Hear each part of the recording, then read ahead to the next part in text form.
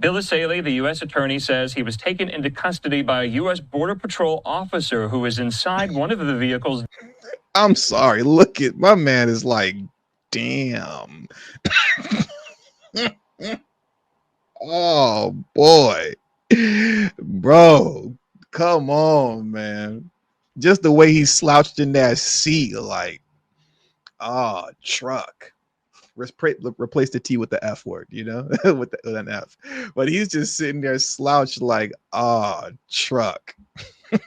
I really trucked up now. What's going on, everybody? Thank you all for joining me today. If you haven't already, please make sure you hit the like button, subscribe to the channel if you're new to the channel, and most importantly, please make sure that you are following me on Telegram at TD Media Group to help circumvent social media censorship and shadow banning. And with the introduction out of the way, let's get into today's news. And today we have to head on over to Los Angeles. But while in Los Angeles, we're going to make a trip to Mexico because that's where our man was caught right here on the screen. How many of you guys remember this guy here? Yes, the gentleman, or I should say, the now criminal, who was literally throwing pieces of concrete that he broke off the side of the road to throw at federal ICE agents back when the ICE riots first began here in Los Angeles last month.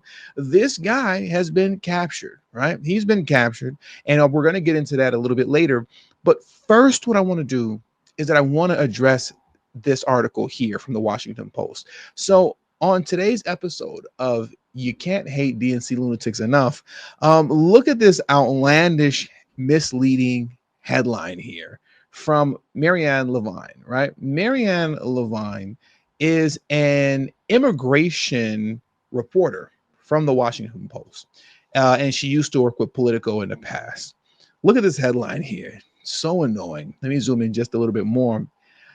ICE moves to shackle some 180,000 immigrants with GPS ankle monitors. Doesn't that just sound so tyrannical and dystopian?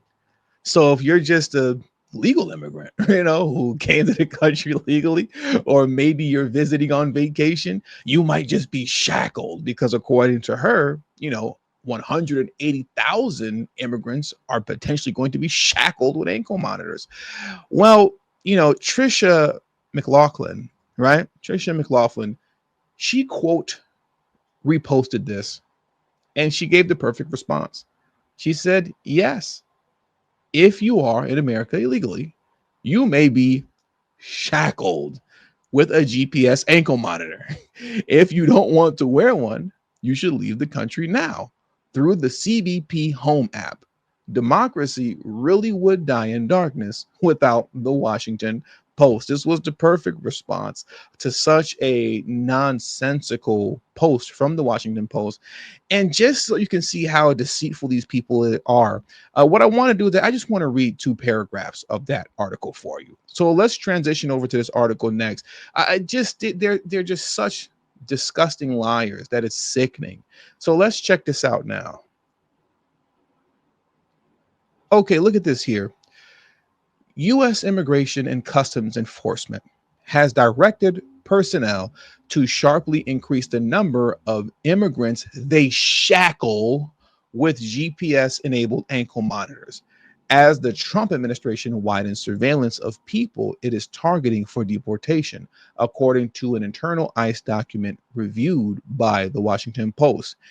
In a June 9th memo, ICE ordered staff to place ankle monitors on all people enrolled in the agency's Alternatives to Detention program.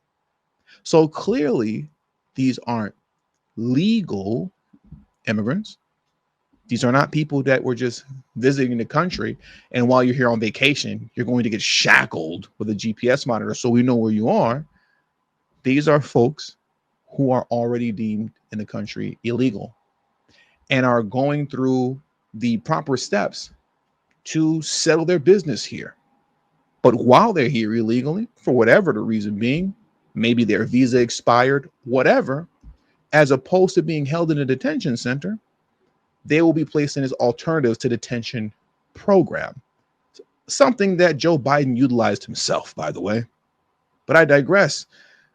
Wherever possible, About 183,000 adult migrants are enrolled in ATD and had previously consented to some form of tracking or mandatory check-ins while they waited for their immigration case to be resolved. So while they're waiting for their due process, they consented.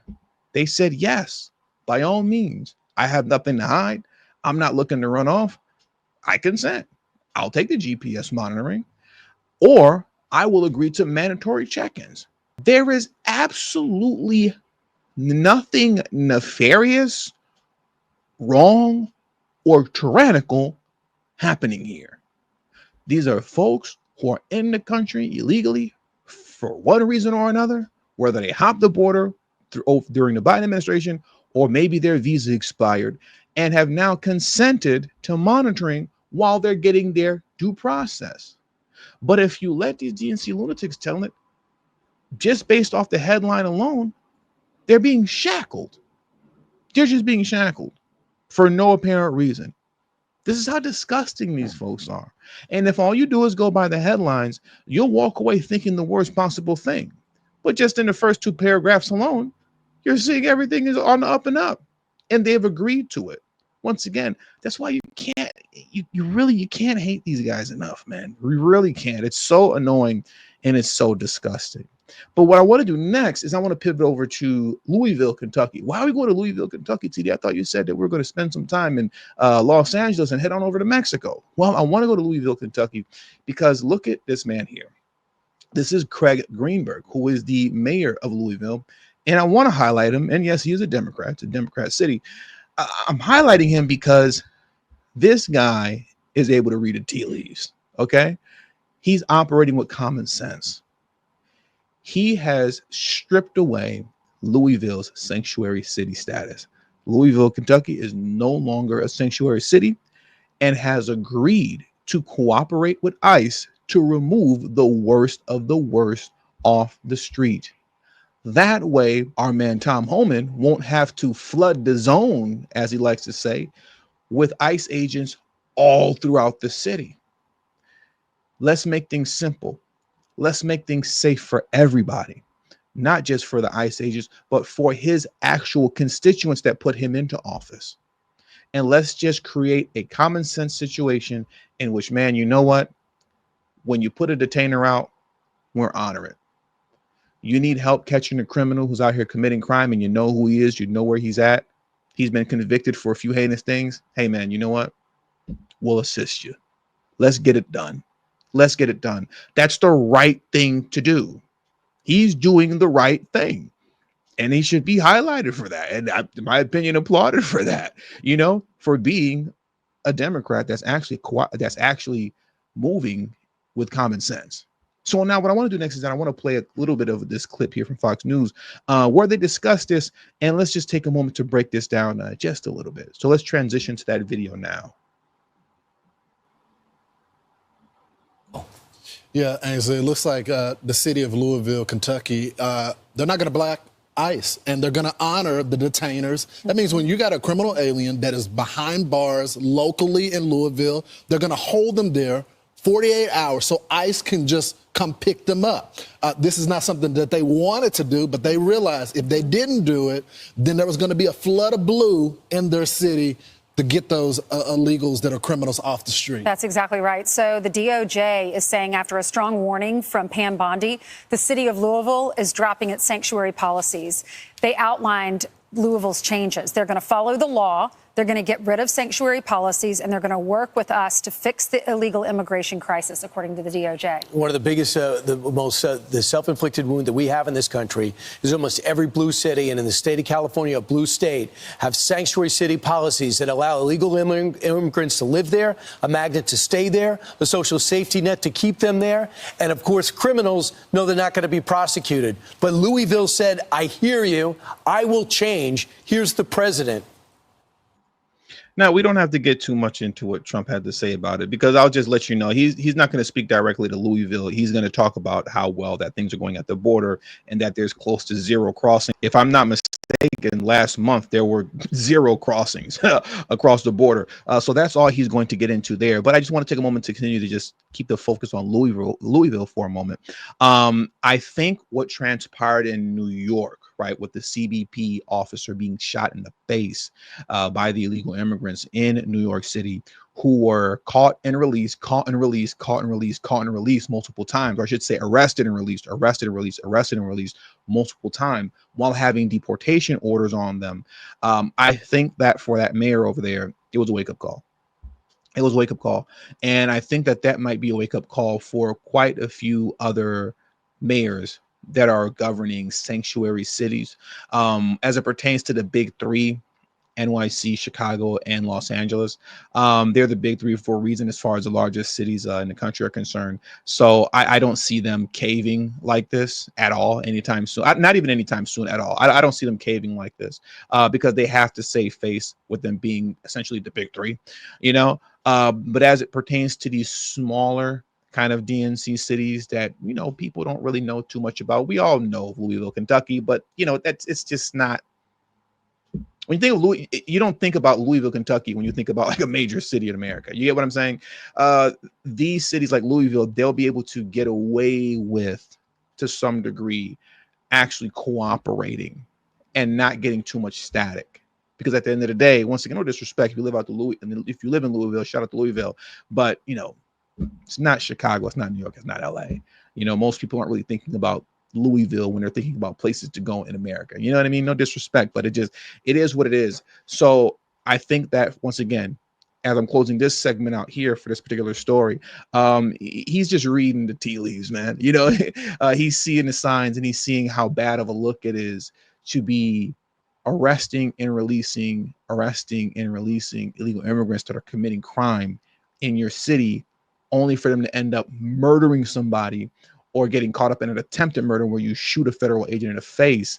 And now you're walking around with mud on your face like Letitia James on CNN, trying to defend your sanctuary city status and failing miserably in the process. So, you know, kudos to the mayor of Louisville for actually operating with common sense. But now let's transition over to the idiot, the moron, who essentially kind of kicked off the LA anti-ICE riots when he was throwing cinder blocks, you know, pieces of concrete at federal ICE agents as they were driving past.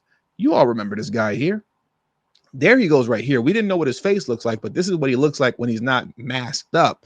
But during the riots, you know, he was wearing this at one point, and then that same day, you know, most of you remember him for wearing this helmet here as he was throwing concrete at ICE vehicles as they were driving past. We all remember these photos and these videos. You know, you can be as masked up as you want to be. At the end of the day, Big Brother's always watching. All right, they can and will find you. It's not hard to do, despite the fact that you're covering up your face, covering up your eyes, and all that. You can and you will be caught. And this guy was caught trying to flee. They actually caught him over in Mexico. He made a run for it, but they still got him. So let's get into this story next. I want to pull that video up for you now. This is a major update that's coming to us from the U.S. Attorney in the Central District of California, Bill Essayli. You know him, and you see him there with the photo and the video, with an update there saying arrested. Elpidio Reyna surrendered today at the U.S.-Mexico border to face a felony charge of assault on a federal officer for throwing rocks at passing law enforcement vehicles. That was back in Paramount, California, June 7th. Take a look at some of this video posted by the U.S. Attorney. And you see him there, Elpidio Reyna, on the U.S.-Mexican border being taken into custody. You'll remember that dramatic video that was captured on cell phone footage of Reyna throwing rocks at ICE vehicles as they were conducting some of these deportation and detention raids there in parts of Los Angeles County and Southern California, like in Paramount. So this really started off the anti-ICE demonstrations. This was back on June the 7th. That was a Friday, and they spread like wildfire from there. Can we take a pause for a moment? How stupid do you have to feel right now? I'm going to keep reiterating this in all my videos whenever I cover this kind of stuff when these guys get caught. The Democrat Party is ruining the lives of their constituents because they are fanning the flames to anti-ICE violence through their dog whistling rhetoric. And in many cases, they're not even dog whistling. They're just calling for outright violence, right? But you're I mean, just, I don't know if this guy had a criminal record prior to all this or whatever, but for the most part, as far as we know, prior to him deciding to be a complete moron, who believed, I guess, in his warped mind that he was fighting for freedom because he's listening to what AOC and Jasmine Crockett has to say and taking him seriously, he was just a normal, regular, kind of everyday guy like you and me. Wake up in the morning, go to work, handle your business, do what you got to do, pay your bills, just staying out the way, staying out of trouble. And because your mind has been infected with liberal nonsense, you were under the impression that you were fighting for some sort of freedom. And instead, you're about to spend the next 8 years in jail because that's how much time he's looking at. He's looking at 8 years in total, at max, 8 years. For what? At the end of the day, nobody's going to remember your name. You're not going to go down in the history books as some sort of freedom fighter. It's not going to happen. Once this video is over, we're all going to forget about you. And to be honest with you, because your name is hard to pronounce, we forgot about you already. It's the only reason that we remember you is because I'm still talking. Once this video is over, you're just in jail and nobody knows you and nobody cares. But you're leaving your loved ones behind. Hopefully you don't have any kids, but if you do, the people that need you the most, you're leaving them behind for what?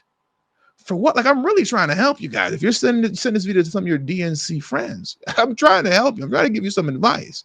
Throwing your life away for what? This guy is throwing up to 8 years of his life away for absolutely nothing. That's crazy work, man. That's crazy. But anyways, let's get back into this video. Largely focused, remember, in downtown Los Angeles. So, Bill Essayli, the U.S. attorney, says he was taken into custody by a U.S. Border Patrol officer who was inside one of the vehicles. I'm sorry. Look at my man is like, damn. Oh boy, bro, come on, man. Just the way he slouched in that seat, like, oh, truck. Replace the T with the F word, with an F. But he's just sitting there slouched like, oh, truck. I really trucked up now. Yeah, you did. Yeah. Ugh. I almost feel bad for you. Honestly, I almost feel bad for you. I guess you effed around and found out. One of the vehicles damaged in the attack. Rewind it back just a little bit and I'll let it run. Officer who was inside one of the vehicles damaged in the attack, calling him a brave law enforcement officer who could have been killed in last month's dangerous and reckless attack. You see the video there I was referring to. So Essayli says, I thank FBI Los Angeles, CBP, and U.S. Border Patrol Chief as well for their efforts to track down this dangerous felon, saying to anyone who thinks they can attack federal officers and hide behind a mask or helmet, Reyna's arrest today proves we can find and charge anyone who violates federal law, saying, don't touch our officers. Reyna will make his initial appearance in federal court this afternoon. He is presumed innocent until proven guilty. So major update there. Remember, there had been quite a large cash reward for any information leading to his arrest and conviction. And you see him now there in federal custody. Man. And, like I said, I'll just pull it up on the screen for you guys one time before we head out of here, right?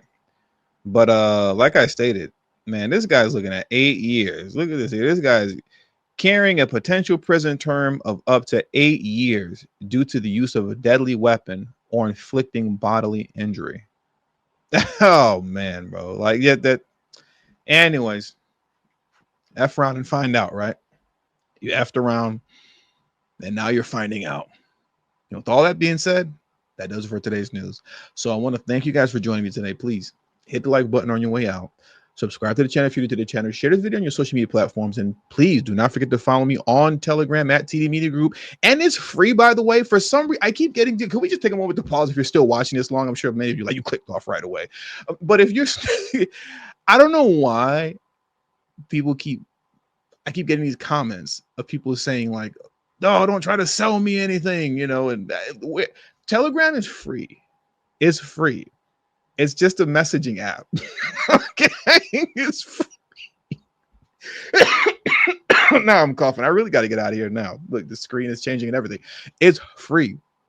Telegram, you don't have to pay for it. There's no monthly subscription. I don't know why some of you are leaving these weirdo comments about like, stop trying to sell me on things. It's free. It's just a messaging app. So I would really appreciate it if you follow me on Telegram. Okay. Follow me on Telegram at TD Media Group. The link to my Telegram's in the description box below and pinned in the comment section as well. Okay. Thank you all for your time. Until the next video. Peace. Have a great afternoon. Telegram is free.